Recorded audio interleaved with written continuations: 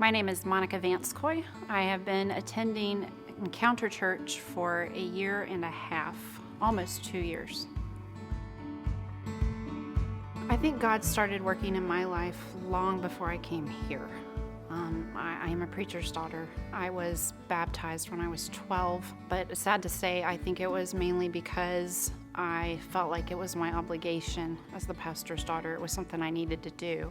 I didn't really develop my personal relationship with Christ until much later. And I think that came through divorce, unfortunately. That's what brought me close to God. And since I've been here at Encounter, I felt like I now have a place. We just really felt at home. It didn't take any time for us to feel like this is where we belonged. I have seen God come through for me as He has challenged me in my giving. I'm a single mom. It's very difficult, financially speaking. I teach at a private school, which makes it even more difficult. I did not expect the expenses to be what they were when we moved up here. The cost of living is much higher than I expected. For the first 6 to 8 months, I felt like I could not give. I felt like financially I could not afford it.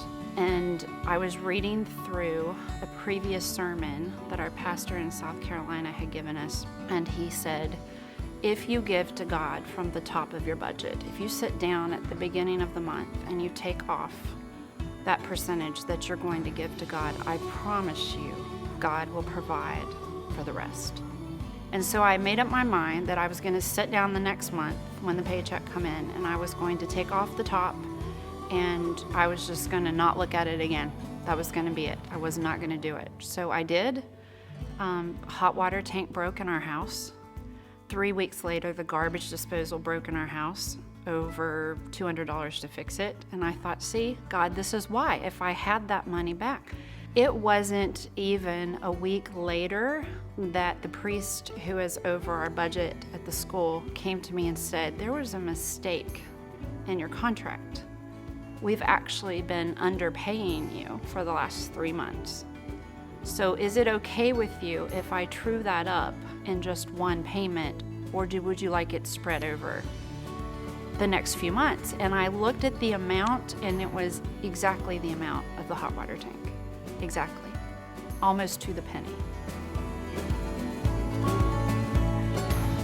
If I could tell you one thing about giving that I've learned personally, especially over the last 2 years, is it would be, no matter how stretched you think you are financially, and believe me, I have been there, coming from someone who is very controlling over things in their life and did not want to let go of that control, I can tell you that once I did, it was the most freeing experience that I've had.